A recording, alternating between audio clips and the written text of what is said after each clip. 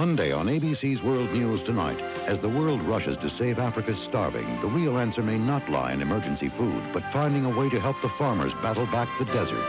Doling out food doesn't solve anything.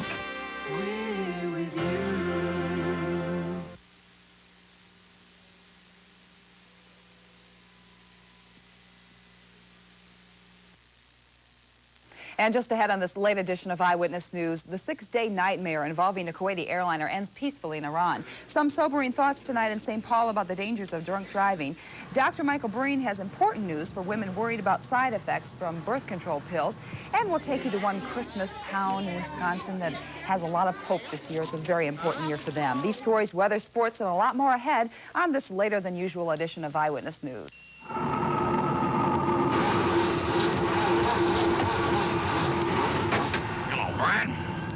Getting it pretty bad up here. I've got cars that won't start in the morning. At the end of the day, the parking lots are full of them. All dead batteries, Brad. Now, you tell those guys to get out of their bikinis and send me a battery that can handle the cold, or they'll be hearing from Willie and me. For sure starts, get our best battery, the Cordovan Live One, now at Crown Auto. Sunday, a rash of bizarre suicides has Sherlock Holmes in doubt. He suspects a murderess. A woman? You amaze me, Holmes. Why a woman? Because the method, whatever it is peculiarly subtle and cruel. Feline, not canine. Poppycock. Canine, feline, quinine. When the bloke does himself in, that's suicide. Unless the bloke is driven to suicide, and in that case, it's murder. Sherlock Holmes and the Spider Woman, Sunday night at 11:15 on Channel 5.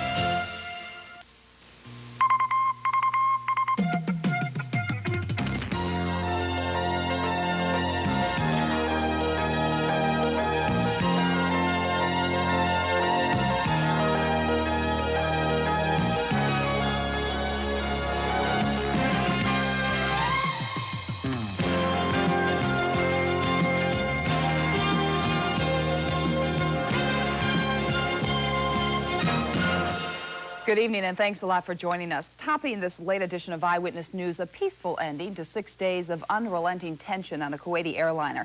Today, Iranian troops stormed the jetliner, which had been hijacked in Tehran since Tuesday, and they freed 9 hostages who are still being held on board. Now, most of the information about the assault has come from the official Iranian news agency. No pictures of the event have been released, but according to the news agency, the operation began when the hijackers asked for maintenance people to come in and clean up the plane. Iranian soldiers were sent in disguise, according to the agency. They grabbed one of the hijackers, pushed him down the plane staircase, and seconds later, everyone inside came out. During the siege, the hijackers killed 2 Americans, and according to a British hostage who was released earlier this week, everyone on board thought they could be killed at any time. Been terrorized for those many days. This is a crime, but for Christ's sake, they're people. They're human beings. Innocent people. Somebody should do something about it. No, nobody's doing anything about it. If you're religious or not religious, pray for the people on board. 2 Kuwaitis who were reported killed are among the hostages reported released today. The Iranian news agency identified one American hostage who was freed as a 50-year-old businessman named John Costa. No hometown has been given. Tonight, the U.S. State Department issued a statement that the U.S. is thankful for the Iranian action. And a spokeswoman said the department has received unconfirmed reports that the 2 Americans freed today are safe at a Tehran hospital. Well, Secretary of State George Shultz was told of the rescue just before he was scheduled to give a speech in New York today. However, Shultz made no mention of the incident. Instead, he spoke about the threat of international terrorism in general. The atrocity of the terrorist hijacking in Tehran continues. A brutal challenge to the international community, as well as to the most elementary standards of justice and humanity. One way or another, law-abiding nations of the world will put an end to terrorism. And by the way, Shultz did not talk to reporters after that speech. Investigators today said a plane crash that killed 13 people last week happened when a mounting bracket snapped, and that caused the tail of the plane to fall off. So today, the FAA ordered the inspection of all similar aircraft. The British-made plane crashed Thursday near Jacksonville, Florida. The 11 passengers and 2 crewmen were killed. Provincetown Boston Airways says the plane met all federal standards. The airline has since grounded its 18 other similar planes to recheck those tail assemblies. Deaths and injuries caused by drunk driving was the reason for an emotional candlelight vigil in the rotunda of the state capitol tonight. The names of hundreds of drunk driving victims were read as families and friends came forward to tell of their own personal tragedies involving drinking and driving. Pat Milan has a story. They came here to remember. They came here to hope. They came with pictures of their sons who died in drunk driver crashes. They came to grieve out loud, to share their deepest losses. We're here to remember our 19-year-old son who was killed by a very drunk driver. In the rotunda of the Capitol in St. Paul, Mothers Against Drunk Drivers held a vigil to remember the dead and injured, who were all victims of car crashes involving drunk drivers. If I had one Christmas wish, it would be that no one would ever have to suffer the hurt and sorrow that we have gone through as a result of someone mixing alcohol and driving. Why submit themselves to such anguish? The members of this organization came to share their agony and loss in the hope that in the coming year, society and state legislatures will continue to push hard toward eliminating the incredible statistics that continue to pile up daily. We want you to know that Julie was not just a number. She was not just a statistic. She was our daughter, and we miss her very, very much. Nationwide, MAD is pushing to drive the legal drinking age up to 21, pushing to make sure the courts punish drunk drivers, and pushing to remind the public that driving drunk is not the social joke that it used to be. Part of that effort is well into works, with continual reminders of just how dangerous and senseless drunk driving is. 25,000 people won't celebrate Christmas because friends didn't stop them from drinking and driving. Cheers. Drinking and driving can kill a friendship. MAD's more than 3-year-old campaign is moving ahead. Laws have been passed cracking down on drinking and driving, and the results are impressive. Nationwide, alcohol and drug-related accidents are down by 20%. But those numbers are little consolation to the family and friends who have already lost. Pat Milan, Channel 5 Eyewitness News, St. Paul.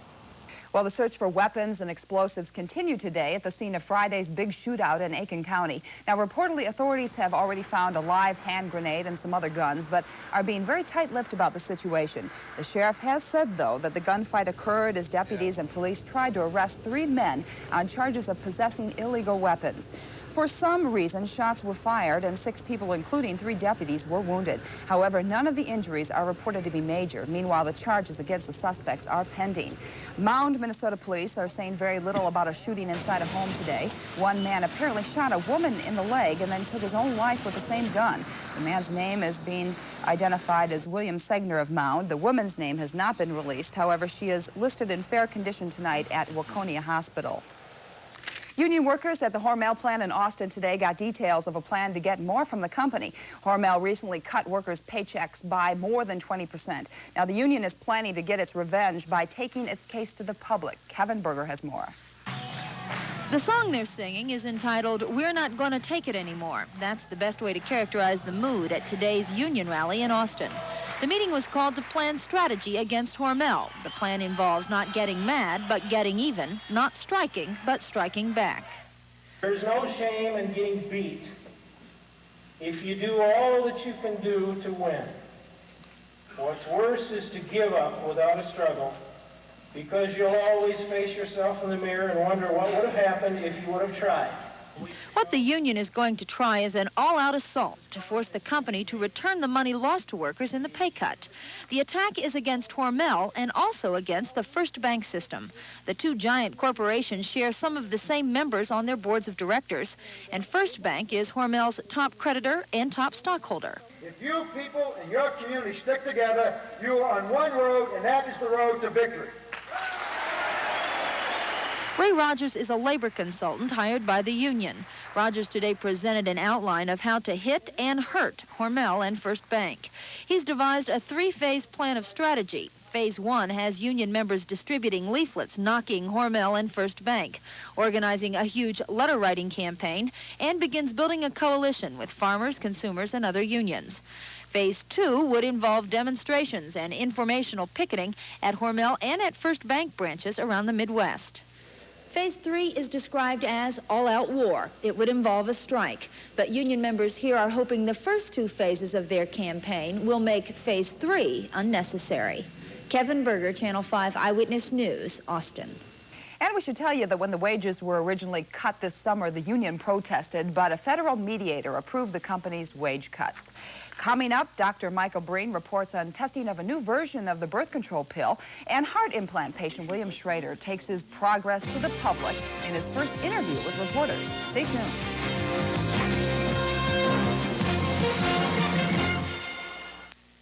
Weekdays, you'll discover it's not easy making a living, Boy, Mooney's a bad tipper. especially when you're trying to raise a family. But you heard me on the phone to Ellen before. I sounded like an old grouch, didn't I? No, you didn't sound like a grouch. You sounded like a mother.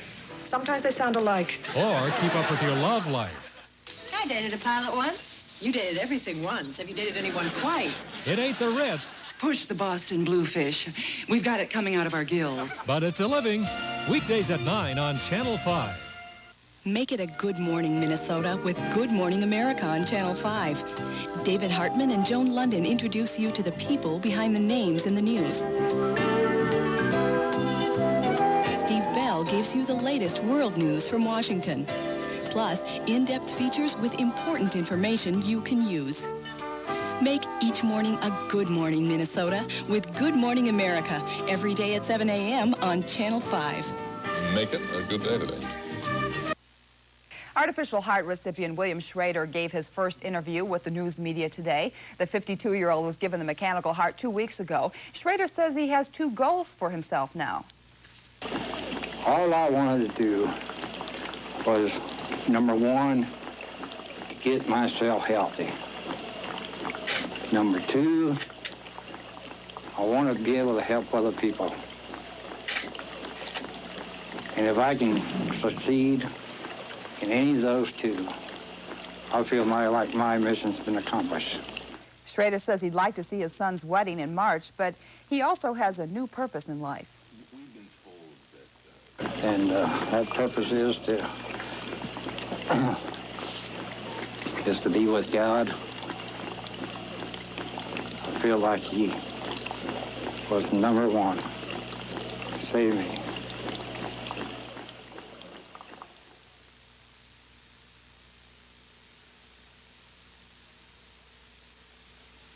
You could even hear his heart pumping there. He says his artificial heart is doing so well that he doesn't even know it's there.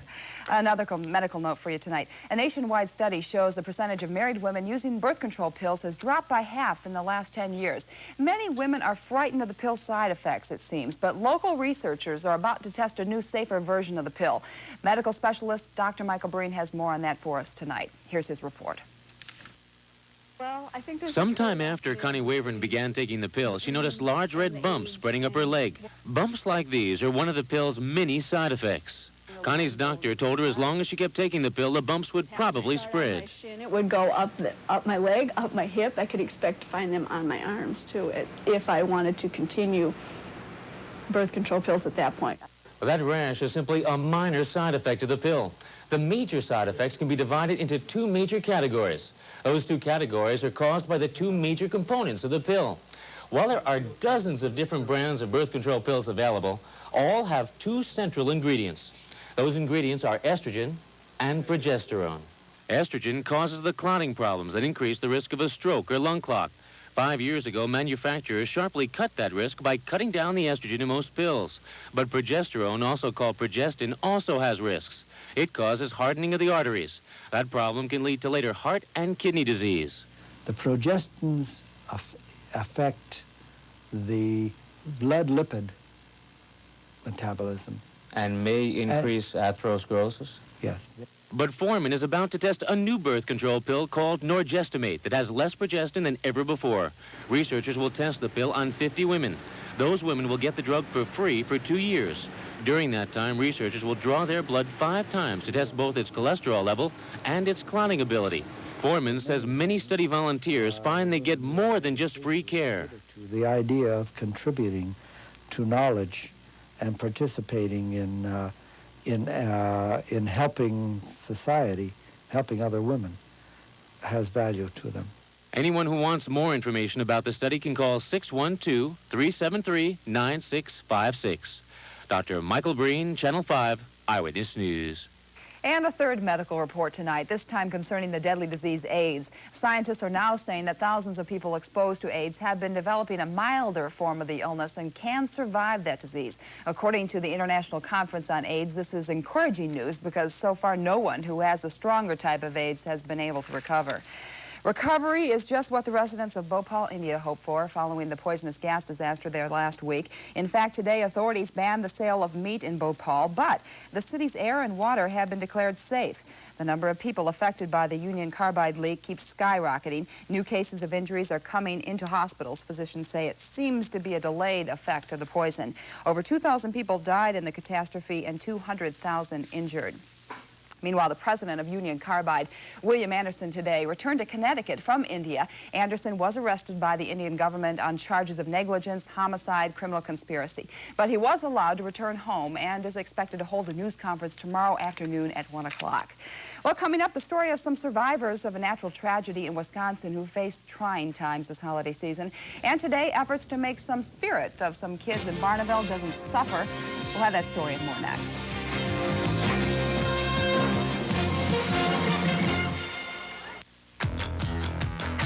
Make your move to ABC's sizzling soaps. We're hot. America's favorite daytime dramas are just what the doctor ordered.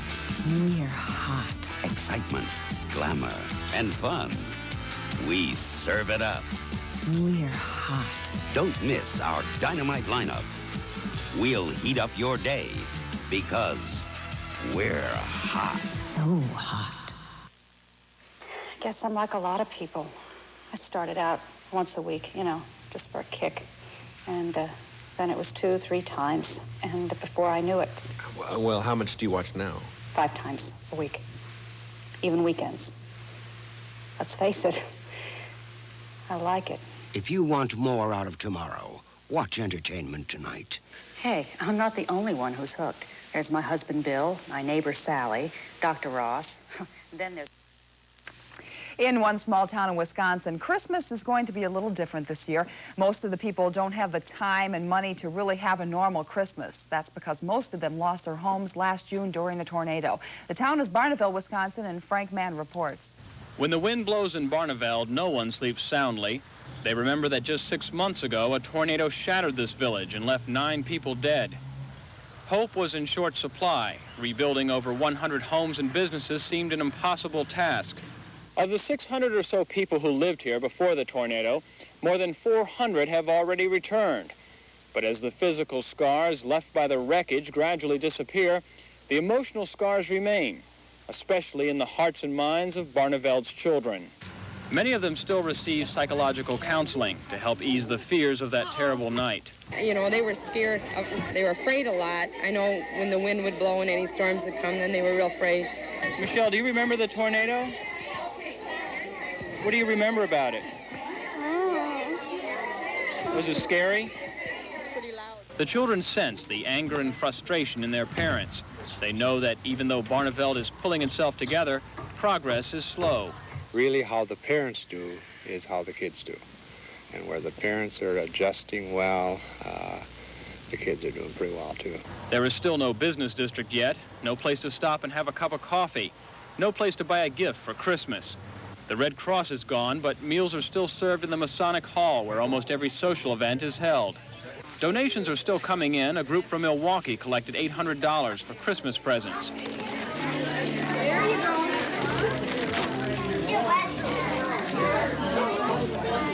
It still isn't going to be the same because they're not going to be in their own homes. They've lost everything they had. Sacrifice has become a way of life in Barneveld, but many say they're better people because of it. My family lost a lot, and so did my husband's. No deaths, thank heavens, but home-wise, you know, they lost a lot, and it means, you know, so much to us just to be together. Today, the children watched as a young magician performed, a reminder that the unknown doesn't always have to hurt. Frank Mann, Channel 5 Eyewitness News, Barneveld, Wisconsin. A holiday celebration here in the Twin Cities today gave children a taste of the good old days. The Interlaken neighborhood ushered in the holidays with an old-fashioned hayride. It was just part of this year's Yulbach Festival. Dozens of families attended the day-long event, which also included ice skating, caroling, a bonfire, and of course, plenty of hot chocolate. Which you might need, I guess, later on in the week because it's going to get colder, right? True, Okay. right. Winter will return, make its way back to the Twin Cities, but not till later on in the week. Looks like it's going to stay nice for at least 2 more days. And is this December? Well, across the country, you might have a few questions about that. If you look at the national highs there, it was 83 degrees in McAllen, Texas, 80s in the southern portion of Texas there, 70s and 60s all the way up to the Central Plains, 40-degree temperatures across much of the upper Midwest. And normally for this time of year, we have temperatures in the 20s. Well, the only place you could find 20s today was way up across Canada. And the cold air will stay up there at least a couple of more days. Our high today was 43 degrees. That's well above normal for this time of year. The average high is 29. Our low, 27 this morning. The average on this date, 15. No precipitation since midnight. Well, the highs for December so far at the beginning of the month, the first week of the month, they were well below normal until 2 days ago, when some Pacific air started to make its way into Minnesota, and the temperatures then popped to above normal. The highest temperature was 43 degrees. That's the warmest high, and that occurred today. The coldest high temperature, 11, and that occurred on the 6th. And it looks like, with the way things are going, that for the next 2 days, those temperatures will stay above normal until about midweek, and then they'll settle back to near normal. Right now, though, with clear skies, we have 35 degrees. The dew point is 26. The relative humidity is 69%. Our winds are now out of the northwest at about 9 miles an hour, and the pressure is 29.90 and rising. Elsewhere, the temperatures still well above normal. As a matter of fact, temperatures are still higher than our average high temperature. Generally, though, in the low to mid-30s across southeastern Minnesota and into Wisconsin. A little bit cooler back here across North Dakota. We do have a front that's crossing the upper Midwest. It's a weak, cool front, and it's not going to make too much difference in our temperatures. We did make it into the lower 40s today in spite of the fact we had clouds all day long. Those clouds moved right across the mid-Mississippi Valley area into the Great Lakes region, and in the last few hours, those clouds have cleared the Twin Cities. Now, the reason for that cool front that's moving across Minnesota right now, or it's actually weakened into a trough, is moving into western Wisconsin. It has just pushed the clouds right out, but we have a double-barreled low-pressure system. The one that's producing the precipitation is to the south of us, and right now there are a few light showers that prevail from western Tennessee all the way to the Great Lakes region, so even the precipitation is gone. But we were taking pictures of the radar at about 6 o'clock this evening. There were a few light showers lingering across southeastern Minnesota. Those were moving to the northeast, and eventually by 9 o'clock they were gone completely. Right now on the radar we're not picking up any precipitation around southern Minnesota or western Wisconsin. Now, we have to turn our attentions back to the northwest over the next couple of days. Tomorrow, we'll find ourselves in between storm systems, but already a front, an Arctic front, is pushing into the northwest corner of the states, and there are travelers' advisories out for Washington, Oregon, Idaho, icy roads in west central Montana, a little bit of snow all the way into the mountains of northern California.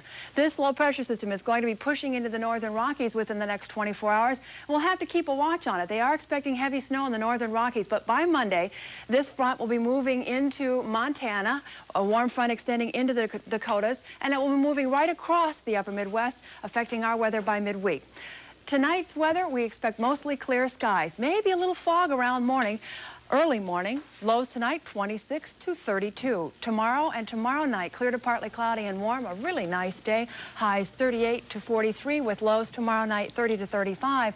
And on Tuesday, even though we have increasing clouds, it'll be windy and warm with highs 44 to 48. For Wednesday and Thursday, that's when we have the chance of snow in the forecast. That front should come through here sometime Tuesday night, and then our temperatures fall back to near normal. I think we can handle it, though, since we had this break, the snow now. This is really nice. I like this December. Real nice. Yeah, I do too. Thanks, Karen. Well, things should be back to normal along the St. Lawrence Seaway come tomorrow if the weather cooperates. That disabled bridge that has been backing things up for a while should be all fixed up Monday. The lift bridge broke over 2 weeks ago, and nearly 170 ships have been stuck with no way around it. This is said to be the worst blockage in the history of the Seaway, which, by the way, celebrated its 25th anniversary this past summer. In sports, OJ's rushing record falls in Anaheim, and the North Stars face the Jets in Winnipeg. Larry Burnett has the details and the highlights next on Eyewitness Sports.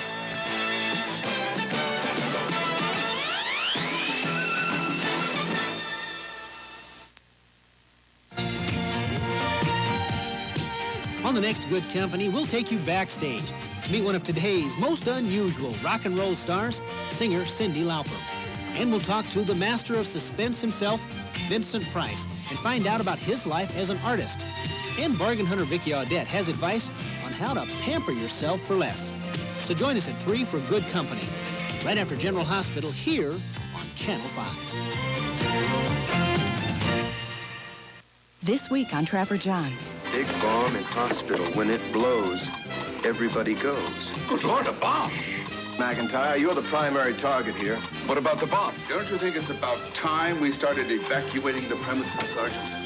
Stanley, you have any clocks in your supply room? That nut with the bomb has given us until midnight. Yes? McIntyre. That's right. The bomb goes off on schedule at midnight. Trapper John MD, weekdays at 4 on Channel 5. No Dino, no Winnow tonight, right? Boy, you got that right on the nose, though, I'll tell you that. The North Stars did not shine in the North tonight, and that meant a loss to the Jets in Winnipeg. Now, the final was 4-2, and the Stars are now winless in their last 4 games. First period, Stars trailing 2-0. The puck along the boards. Tommy McCarthy gets it out to Brian Bellows. He wheels and shoots and scores. The Stars were trailing 2-1. Second period now, Stars on the attack. Brad Maxwell passes to McCarthy. He comes out front, finds the net. At that point, the game was tied at 2. But late in the second period, Jets on the power play. Robert Picard beats Gilly Meloche from the point. Meloche had 36 saves in the game, but not enough tonight. The Stars lose to the Jets 4-2.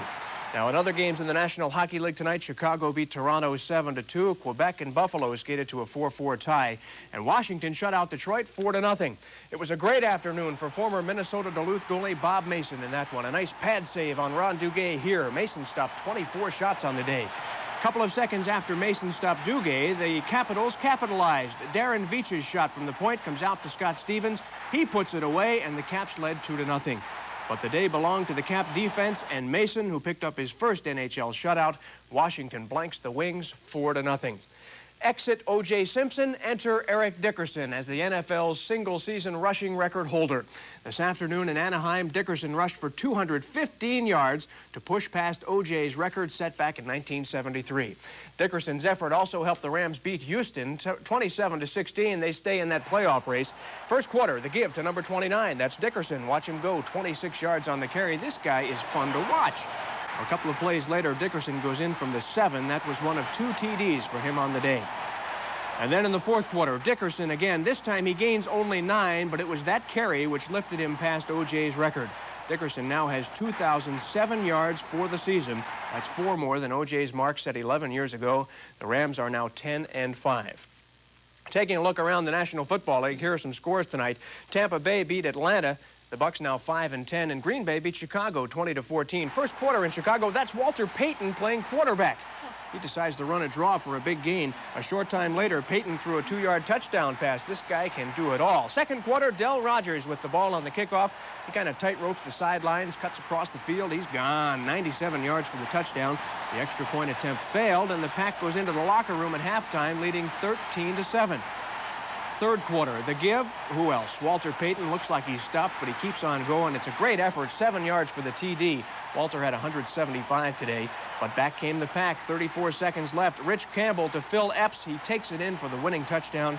The Pack upsets the Bears 20-14. Next week, of course, the Packers will play our Vikings at the Metrodome. Taking a look at some more scores. Kansas City beat Seattle today. By the way, those asterisks on there designate some teams that have already clinched playoff spots. Denver's got one of them. They beat San Diego today. Pittsburgh a winner over Cleveland. Cincinnati beat New Orleans. St. Louis a winner over the Giants. The Cards and the Giants both at 9-6. And Washington beat Dallas 30-28. Third quarter in that game. Cowboys up 21-6. Danny White's pass gets picked off by Darrell Green. He's going to take it in for the touchdown. Turnovers just killed the Cowboys today. Fourth quarter in the game now. Skins leading 23-21. White puts it up for Tony Hill. It's a beautiful touchdown play as the Cowboys regain the lead. But a short time later, John Riggins just gets in from the 1. That touchdown held up as the Redskins beat the Cowboys 30-28 to move into sole possession of first in the NFC East at 10-5. At Indy, the Dolphins beat the Colts 35-17. Dan Marino tossed 4 TD passes for Miami. That gives him 44 this season, an NFL record. Marino passed for 404 yards today. That leaves him just 58 yards short of the NFL single-season yardage record. The Dolphins have clinched the AFC East. Their record now 13-2.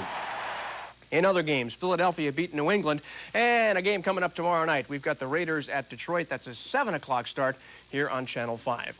Pro soccer, the Strikers scored 4 second-half goals today. It just wasn't enough. They lost to the Sting in Chicago by the score of 7-5. Bruce Miller had a pair of goals for the Strikers, who are now 5-3 on the season. Friday night, the Strikers will host Dallas at Met Center. College women's basketball, the Gophers evened their record at 3-3 tonight. They beat Drake at Williams Arena. The final was 68-58. The Lady Gophers opened a 9-point lead at halftime thanks to number 44, Laura Coonan. She gets inside for 2 of her 22 points. She also had 21 rebounds tonight. Junior forward Carol Paterka, though, had the hot hand. She gets the shot here, finished with a game-high 26 points.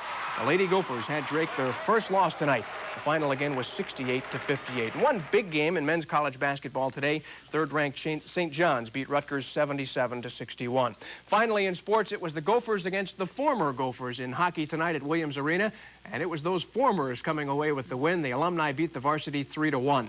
Early action in the game, the alumni on the attack. Steve Ulseth gets the puck to Jeff Larson. He beats Frank Pietrangelo 53 seconds into the game. Several Olympians played on that alumni team, and they beat the varsity 3-1. And if you got to be the varsity and you got to lose, you might as well lose a game that doesn't count. And a lot of good players have come out of that Minnesota program. I think you're right. Okay, thanks a lot, Larry. You know, finally tonight, there's no question that it financially was a victory, but there are a lot of other questions about the Jacksons Victory Tour. You see, tonight, the 20-city extravaganza ends in Los Angeles, making history by ranking in a record $75 million in sales. But the tour does have an afterlife in court.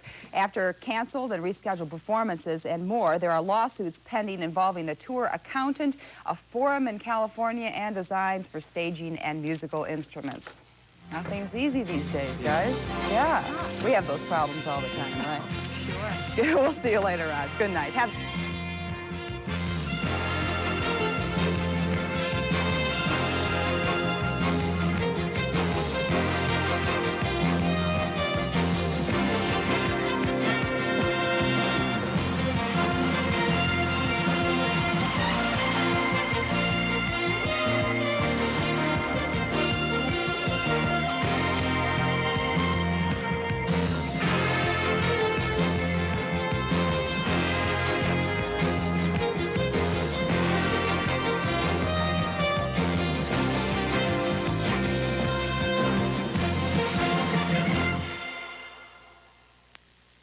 KSTP-TV, St. Paul, Minneapolis. Tonight on Mystery Theater, Holmes and Watson trap a murderess who kills her victims with spiders. In Sherlock Holmes and the Spider Woman, starring Basil Rathbone and Gail Sondergaard.